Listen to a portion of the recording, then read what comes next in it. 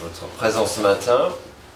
Nous sommes dans notre série Traces. Alors, ça veut dire que nous suivons des traces de Jésus dans l'évangile de Marc. Alors, si vous avez une Bible rouge, c'est sur la page 770.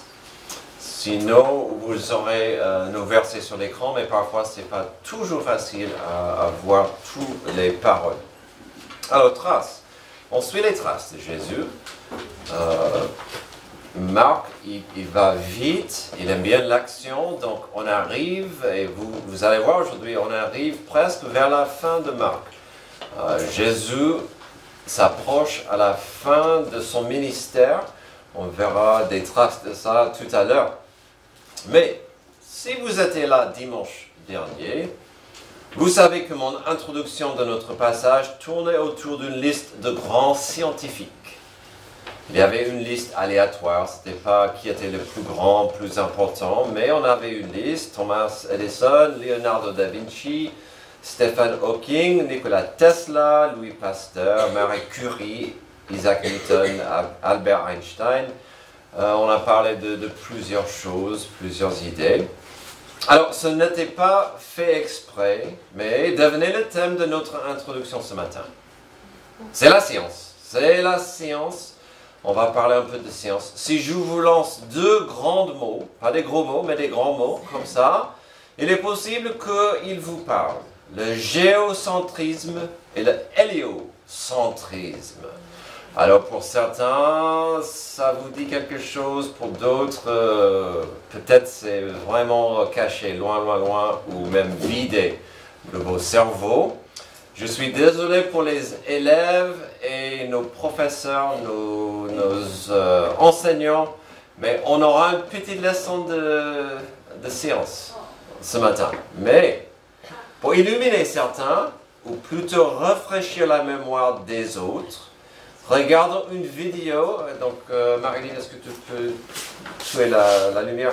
Une vidéo qui va nous rappeler de ce qui était une terrible controverse il y a longtemps sur ces deux mots.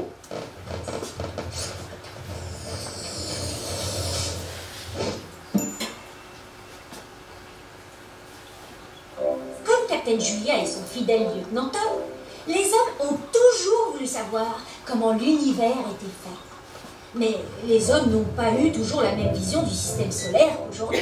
Et pour le vérifier, le professeur Geek a mis au point une fusée à voyager dans le temps. Voyage temporel. 3, 2, 1, 0.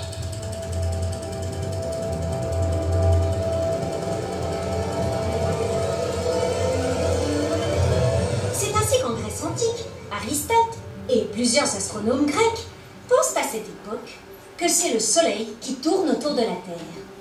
Normal, depuis la Terre, les hommes pensent à cette époque que la Terre est au centre du monde et que tout tourne autour d'elle, le Soleil, les autres planètes. C'est ce qu'on appelle le modèle géocentrique. Mais ils ont déjà compris que la Terre est ronde. Captain Julia, vous pouvez vous déplacer jusqu'au IIe siècle, s'il vous plaît?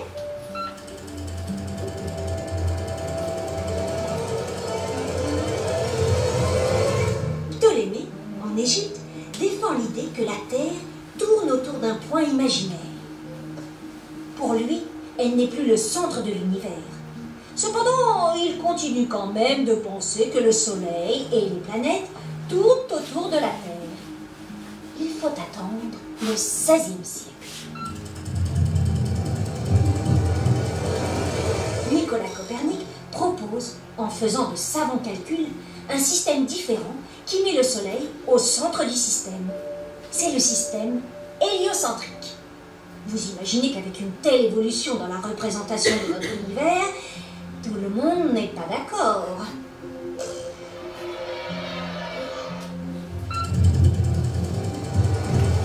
C'est Galilée, au XVIIe siècle, qui, grâce au premier télescope, réussit à prouver par l'observation directe que le système héliocentrique est la réalité. Mais là encore, malgré la justesse de ses idées, il rencontre une si forte opposition qu'il a même droit à un procès. Et pourtant, elle tourne chuchote-t-il à la fin de son procès qui lui interdit de parler du système héliocentrique. Captain Julia, je vous prie. Ce n'est que 150 ans après la mort de Copernic qu'un Anglais, Isaac Newton, découvre la théorie de la gravitation qui explique le mouvement des planètes et valide le système héliocentrique. Oh là là! Il en a fallu des siècles et des recherches pour prouver que le Soleil est bien au centre du système solaire, alors qu'il suffit d'aller dans l'espace pour s'en rendre compte. Mais à cette époque, personne n'avait la fusée du professeur Geek. Merci, professeur Geek. Ok. Amen. Une petite leçon, peut-être un rappel simple pour, merci, pour vous rappeler de cette notion de ces deux systèmes, géocentrisme et héliocentrisme. À une époque, tout le monde savait que la Terre était au centre de l'univers. Mais pour que cela fonctionne, il fallait que des objets autour de la Terre tournent un peu bizarrement, dans une façon qui finalement n'avait pas de sens. Il fallait vraiment forcer certaines idées pour que ça fonctionne. Pourquoi nous avons regardé cette vidéo? C'est parce que cela sera notre meilleure façon de comprendre notre passage aujourd'hui, notre thème du jour. Aujourd'hui, notre thème principal sera l'amour de Dieu pour nous, l'amour de Dieu pour l'humanité. Mais pour mieux comprendre l'amour de Dieu pour notre monde, pour chacun, pour chacune, il faut comprendre sa position dans la formule. Pour comprendre l'amour de Dieu, qui est au centre de mon existence, qui est au centre de l'univers. Pensez-y un moment sur cette notion de comprendre notre position vis-à-vis de l'amour de Dieu. À l'époque de Jésus, des gens comprenaient mal des implications profondes de cet amour. Même les disciples de Jésus-Christ comprenaient mal ce que l'amour de Jésus voulait dire pour eux, pour le monde, pour l'avenir. Ça veut dire aussi qu'ils ont mal compris la rédemption, un mot qui nous tient à cœur ces dernières semaines. La question qu'on entend souvent c'est, si Dieu est amour, pourquoi? Et puis il y a un tas de réponses, un tas de mots qui arrivent à la fin de cette question. Si Dieu est amour, pourquoi? Si vous n'avez pas posé une telle question, vous l'auriez entendu. Puis à la fin de la question, on peut avoir tant de phrases différentes. Si Dieu est amour, pourquoi il y a tant de guerres dans le monde? Si Dieu est amour, pourquoi il y a tellement de malheurs qui arrivent aux innocents? Si Dieu est amour, pourquoi des gens arrivent à avoir un cancer? Et donc, la liste est longue. Si Dieu est amour, pourquoi? Aujourd'hui, nous allons voir trois idées qui vont avec la question dans notre passage. Si Dieu est amour, qu'en est-il de la souffrance autour de moi? On n'aime pas la souffrance, on veut l'éviter. Alors, est-ce que l'amour de Dieu ne pourrait pas enlever la souffrance? Si Dieu est amour, pourquoi certaines choses arrivent autour de moi qui n'ont pas de sens, les choses que j'aime pas? Si Dieu est amour, pourquoi l'humanité n'arrive pas à le refléter ou le pratiquer? Oh, cette question m'obsède. Dieu est amour, pourquoi les gens ne peuvent pas aimer les uns les autres? Il y a beaucoup d'autres questions que nous pouvions poser, mais en voici trois qui seront couverts dans notre passage aujourd'hui. Vous êtes prêts? On y va? Amen. Quand il s'agit de l'amour de Dieu pour nous, la vision humaine aura du mal avec la souffrance. La vision humaine qui ne voit mal le pourquoi et la magnitude, la gravité de l'amour de Dieu. Alors, verset 32, ils étaient en chemin pour monter à Jérusalem et Jésus allait devant eux. Les disciples étaient effrayés et ceux qui le suivaient étaient dans la crainte. Jésus prit de nouveau les 12 avec lui et commença à leur dire ce qui devait lui arriver. Nous montons à Jérusalem et le Fils de l'homme sera livré aux chefs des prêtres et aux spécialistes de la loi. Ils le condamneront à mort et le livreront aux non-juifs. Ils se moqueront de lui, cracheront sur lui, le fouetteront et le feront mourir. Et 3 jours après, il ressuscitera. Avant de parler de la souffrance que Jésus devait expliquer, il y a le verset 32. Ils étaient en chemin pour monter à Jérusalem. Alors, il est bien sûr lié à la souffrance. Tout le monde, ça dit, était un peu effrayé. C'était lié à la souffrance à venir et c'est pourquoi il y a cette attitude de crainte. Selon l'évangile de Jean, Jésus venait de ressusciter Lazare d'entre les morts et cette action était la goutte d'eau qui a débordé le vase pour les leaders religieux et aux gens, ça dit qu'ils n'en pouvaient plus. Ils ont dit, on va tuer Lazare encore, il doit encore être mort et on doit tuer Jésus. On doit se débarrasser de lui. Il devient trop puissant, trop important. Et qu'est-ce que Jésus dit ensuite? Montons vers eux. On va aller à Jérusalem. Et donc les gens, dans la logique, voulaient dire, mais Jésus va dans la direction opposée de ces personnes. Jésus dit, on y va. Donc, la souffrance liée à l'amour. En plus, à plusieurs reprises, Jésus a déjà expliqué qu'il devait un jour aller à Jérusalem pour souffrir et mourir. Et apparemment, il est dans cette position-là. Les gens autour de lui le comprenaient déjà.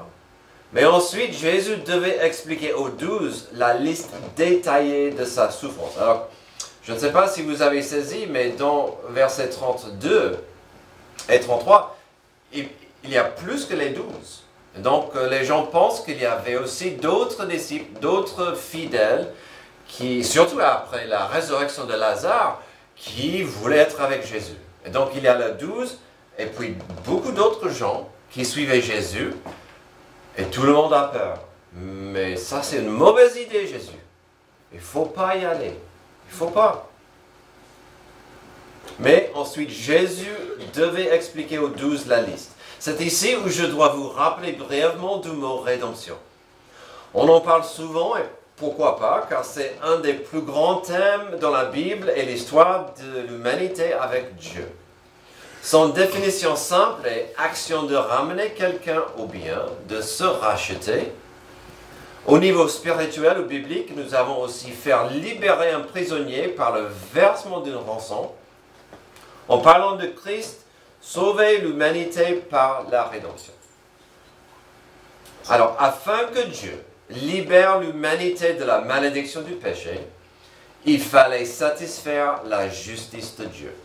La justice de Dieu disait, l'humanité, ce sont des pécheurs, ils méritent ma justice. Son amour a dit, je vais fournir le rachat, la rédemption. Je veux les racheter. Et donc, on a la rédemption.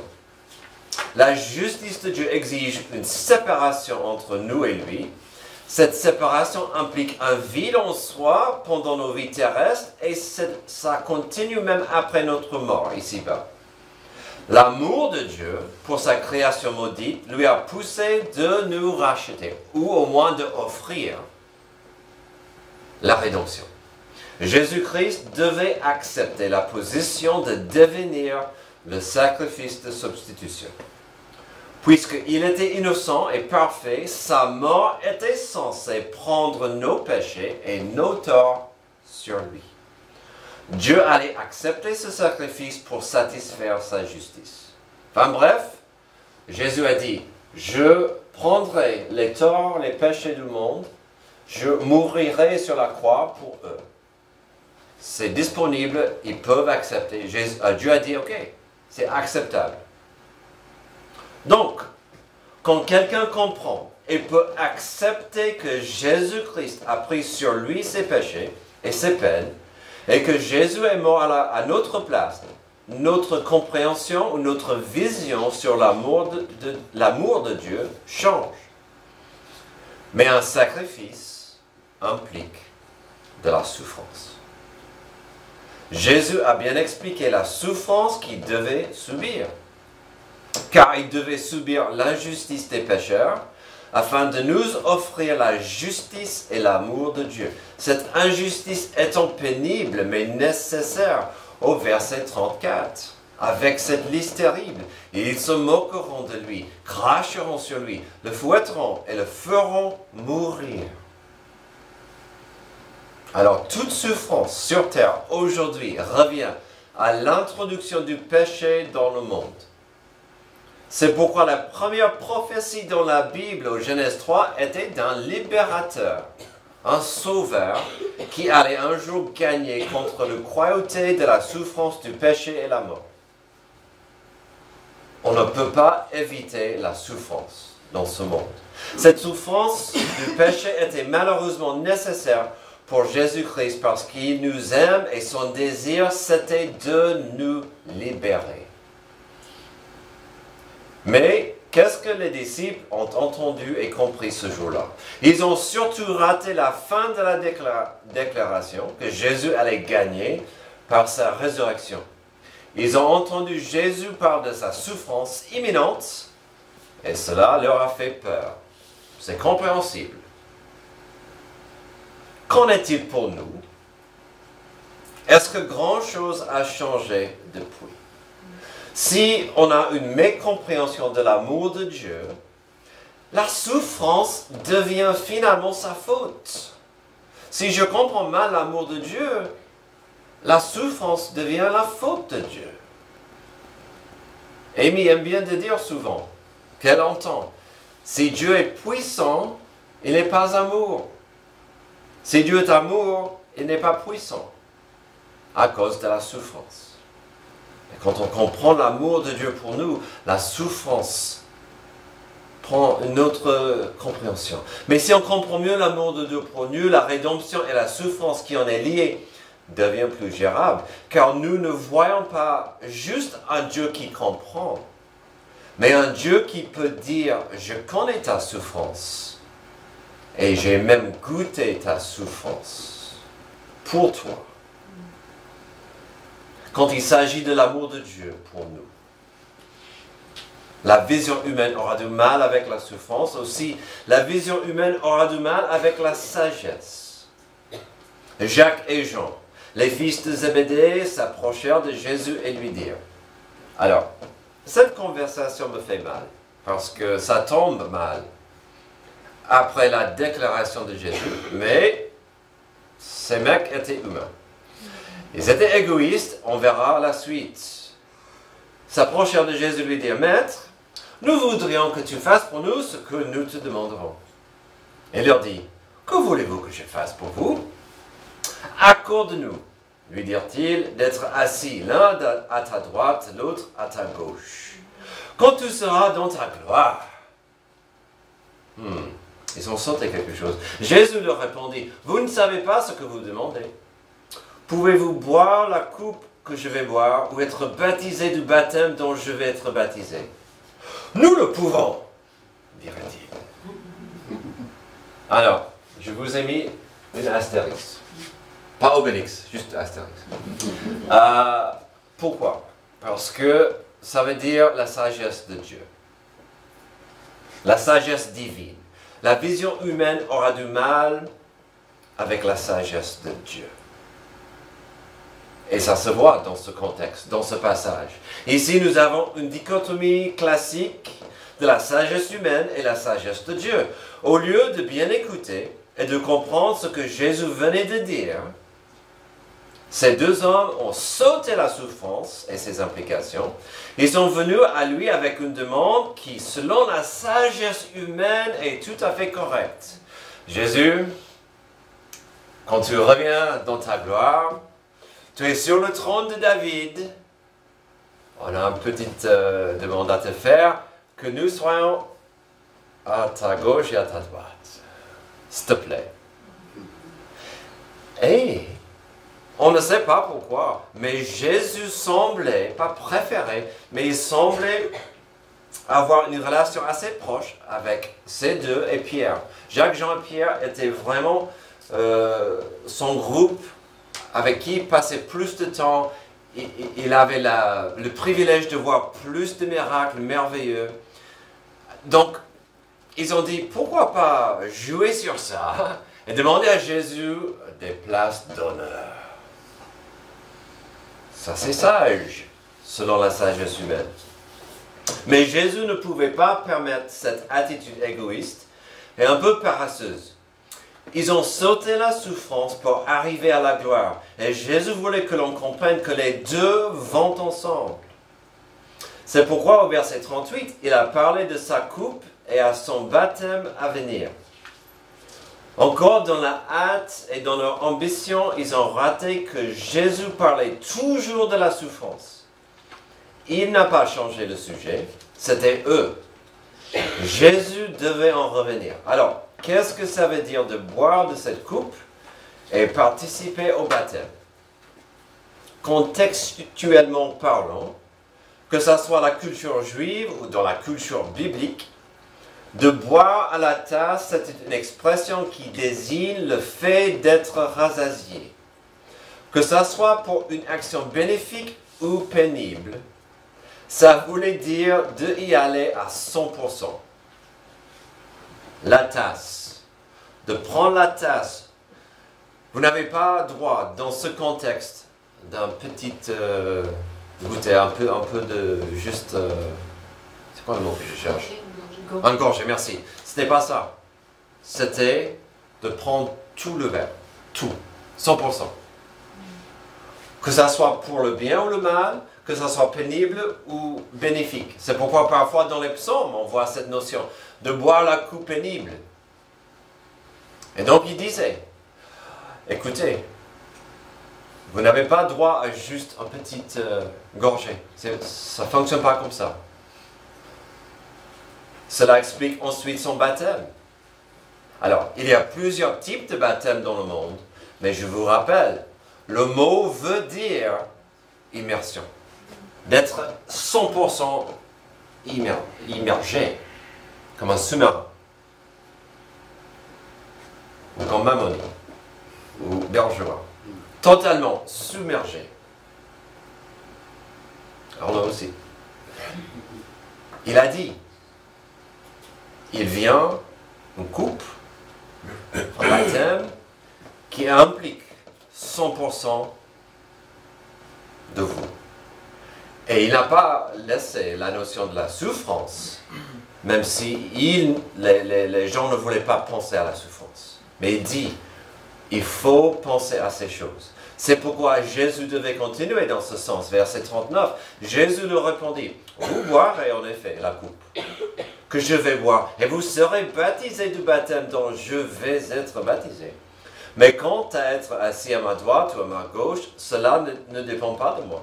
Il ne sera donné que à ceux pour qui cela est préparé.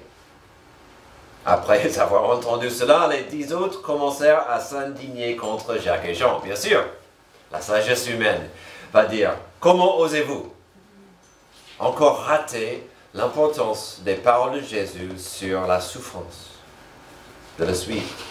Mais Jésus voulait qu'ils comprennent que dans un avenir proche, la souffrance venait. C'était inévitable pour ceux qui voulaient s'identifier en tant que disciples de Jésus. Il ne fallait pas rater ça. Surtout si on voulait sauter à la gloire. Les disciples, surtout nos deux frères, Jacques et Jean, voulaient passer au podium pour recevoir les médailles. Tandis que Jésus voulait qu'ils comprennent que la course devant eux était plus comme le steeple de nos jours. Je ne sais pas si vous connaissez le steeple. C'est long. Il y a des haies, mais pas les petits obstacles. Les grands haies. Tu ne peux pas sauter, il faut grimper sur les haies. Et quand vous arrivez à faire la suite, vous tombez dans l'eau. Et à une époque, je ne sais pas si c'est toujours 3000 mètres, mais c'est long, c'est fatigant, mais tout le monde est trempé, couvert en boue, de sueur et de sang. Jésus voulait qu'ils comprennent, vous ne pouvez pas éviter ça pour aller tout de suite recevoir les médailles. Il faut souffrir d'abord. Vous devez passer par des obstacles. Tu ne peux pas sauter à la gloire. Non, la gloire sans la souffrance n'était pas possible pour eux. Pas si Jésus-Christ, le Maître, le Seigneur, devait souffrir lui-même. C'est pourquoi aussi il a ajouté la suite au verset 39. Les deux pensaient à un cours traditionnel avec des trônes et des couronnes et la beauté et la gloire. Jésus disait que finalement ce n'était pas à lui de donner de telles récompenses à ce stade. Et il savait que son royaume était à venir, mais bien plus longtemps. Bien sûr, au verset 41, les 10 autres ont aussi raté la vérité et l'importance de la souffrance nécessaire. Ils ont commencé à râler contre la demande des frères. Franchement, c'est normal, car ils ont tous raté l'importance de la sagesse divine.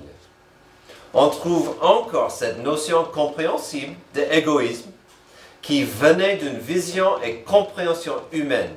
L'infection qui étouffe notre monde. C'est quoi l'infection qui étouffe notre monde? Moi, je. Moi, je. C'est moi qui est le chef. Peu importe le code de la route, peu importe ce que vous pensez, moi, je. C'est une affection. Et c'est la sagesse humaine. Si vous voulez, l'humanité souffre d'une forte myope quand elle comprend mal la sagesse de Dieu. La sagesse de Dieu nous aide à accepter la situation dans son ensemble, même si aujourd'hui on ne peut pas voir ni comprendre ce qui se passe. Béni soit le nom. Il donne, il reprend. Il faut comprendre, être dans les mains de Dieu, de comprendre la sagesse de Dieu. Ironiquement, nous avons vu des traces de ça dans les mots de Jésus récemment, quand dans les passages précédents, il a encouragé des gens d'adopter et accepter la foi de l'enfant. Que cela implique qu'on met notre confiance dans sa sagesse, car nous ne pouvons pas voir ce qui arrivera demain. J'aime pas la souffrance, j'avoue. Mais dans la souffrance, j'ai le choix de dire, est-ce que je mets ma confiance dans le Dieu qui me tient et qui connaît demain? C'est pas facile. Ici, la sagesse humaine ne pouvait pas comprendre que l'amour de Dieu était à l'œuvre, mais pour toute l'humanité. La sagesse de Dieu voulait dire qu'il y avait de la souffrance sur l'horizon, mais ça ne changeait pas la réalité de l'amour de Dieu constant. Quand il s'agit de l'amour de Dieu pour nous, la vision humaine aura du mal avec la souffrance ainsi que la sagesse de Dieu. Finalement, voyons encore une valeur mal comprise quand on a du mal à saisir l'amour immense de Dieu pour nous. La vision humaine aura du mal avec le service au carré. Verset 42, Jésus les appela et leur dit, « Vous savez que ceux que l'on considère comme les chefs des nations dominent sur elles, et que leurs grands les tiennent sous leur pouvoir. » Est-ce que grand-chose a changé depuis ce jour-là? Non, du tout. Ce n'est pas le cas au milieu de vous. Mais si quelqu'un veut être grand parmi vous, il sera votre serviteur. Et si quelqu'un veut être le premier parmi vous, qu'il soit l'esclave de tous. En effet, le Fils de l'homme est venu non pour être servi, mais pour servir et donner sa vie en rançon pour beaucoup. Alors, les anciens de l'Église connaissent bien ce que ça veut dire le service au carré. Ça veut dire de servir Dieu et de servir mon prochain. De servir Dieu, servir mon Église. Chose qui est difficile sans pratiquer l'amour, sans comprendre l'amour de Dieu pour moi et mon amour pour mon prochain. Et donc, on voit ici le service au carré. Encore et encore, Jésus revient. Il dit, les puissances du monde dominent sur le monde. Pas parmi vous. Ce n'est pas possible. Mais si quelqu'un veut être grand parmi vous, il sera votre serviteur. Et comment il a terminé son discours? Le Fils de l'homme est venu non pour être servi, mais pour servir et donner sa vie en rançon pour beaucoup. Encore nous voyons cet amour pour Dieu qui est difficile à comprendre. Si je viens de parler de ce que Jésus enseignait sur la foi et l'attitude des enfants, nous avons compris dans son enseignement que celui qui pense qu'il est important et grand doit s'humilier comme un enfant. Dans ce cas, après la discussion et la dispute qui venaient de se passer avec Jean et Jacques et les 10, ce n'est pas mystérieux que Jésus devait encore revenir à ce qui compte dans ce monde. Pas notre monde, le monde selon Jésus. 2000 ans plus tard, les mots de Jésus résonnent. Des chefs des nations dominent sur le monde. Mais dans le royaume de Dieu, dans des valeurs qui comptent pour un monde brisé et maudit, les trois paix ne peuvent pas dominer. J'en parle souvent, pouvoir, plaisir, pognon. Le monde cherche ses valeurs.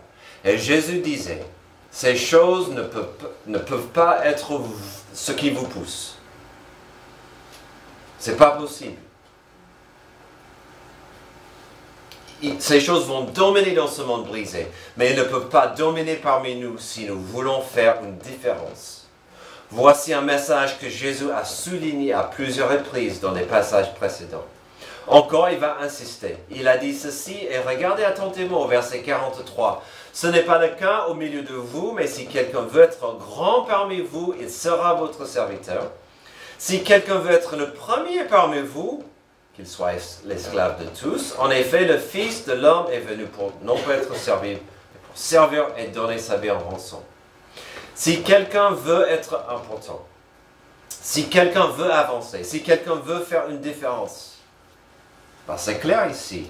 Il faut être ambitieux.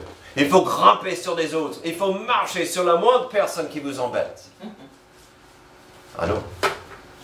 Il dit des mots qui vont contre l'infection mondiale. Il dit des mots qui n'ont pas de sens. Humiliez-vous. Cherchez à servir votre prochain, comme si votre prochain est votre trésor. Ça, c'est l'amour. Je dis souvent que Dieu veut nous utiliser pour accomplir sa volonté. Et si le monde avait plus de gens qui agissaient comme si des gens autour de eux comptaient pour quelque chose, je me demande, et ça me fait du mal de penser à la réponse, si le monde ne voit pas l'amour de Dieu, est-ce que c'est parce que j'aime pas assez? Est-ce que c'est parce que mon amour au carré n'est pas assez pratique? Est-ce que c'est possible? Le service au carré. Si vous ne connaissez pas la fin de l'histoire, il serait simple de dire qu'ici nous avons les derniers mots de Jésus sur le sujet. Mais si vous continuez de lire, vous trouverez l'histoire belle où Jésus a prouvé qu'il était sérieux. Que ces mots sur la servitude et l'échelle d'importance ne vaut pas grand-chose si notre vision n'est pas fixée sur Dieu. Et je parle de plus tard, quand il va laver les pieds de ses disciples comme un servant. Et il a dit, je veux que vous fassiez comme ça, que vous ne pensiez pas que vous êtes plus important que les autres. Votre service et votre amour doivent compter. Jésus a dit qu'il est venu pour servir. Le roi des rois, le Créateur, l'autorité suprême, il est venu pour servir. Pourquoi il ferait une chose pareille? Pour la rédemption. Pour donner sa vie en rançon, et il a dit pour beaucoup. Il a donné sa vie en rançon pour beaucoup. La question c'est, où en êtes-vous avec ce mot beaucoup? Est-ce que vous faites partie de ce mot beaucoup? Avez-vous accepté et compris ce rançon que Jésus a payé? Aujourd'hui, nous avons considéré notre monde avec un Dieu présent mais peut-être mal compris. Car s'il est un Dieu d'amour, comment pouvons-nous avoir tant de souffrance? Ensuite, la question s'impose. Comment pouvons-nous comprendre la folie de notre monde si Dieu est là? Sans appuyer sur la sagesse de Dieu, comment puis-je avancer sur mon chemin si la sagesse de Dieu n'en fait pas partie? Puis il y a la question qui nous touche chaque jour. Comment peut l'humanité continuer à grimper, même écraser autrui dans sa chasse de plaisir, de pouvoir et de pognon? Ce monde a besoin de cet amour pratique et profond. Aujourd'hui, nous avons trouvé des émotions diverses, des émotions qui nous entourent chaque jour, la peur, l'égoïsme, la jalousie, l'incompréhension. Ces choses sont normales et attendues dans ce monde, surtout si on ne voit pas ou on ne comprend pas l'amour de Dieu. Dieu et son amour est le centre de notre existence. Mais il laissera votre vie orbiter autour de ce que vous voulez. Le choix reste à vous. Vous pouvez orbiter votre vie comme vous voulez. Ou vous pouvez mettre l'amour de Dieu au centre et orbiter autour de cet amour. Le choix c'est à nous. Prions. Merci Dieu pour ce passage pénible, mais ce passage qui nous rappelle que l'amour et le service sont des valeurs précieuses, sont des valeurs importantes pour ce monde. Et que parfois nous perdons la vision importante sur qui tu es, combien tu nous aimes et combien ta grâce nous est disponible. Aide-nous à mieux t'aimer et à mieux aimer nos prochains. C'est dans le nom de Jésus que j'ai prié. Amen. Je vous invite à vous lever, chanter ce dernier...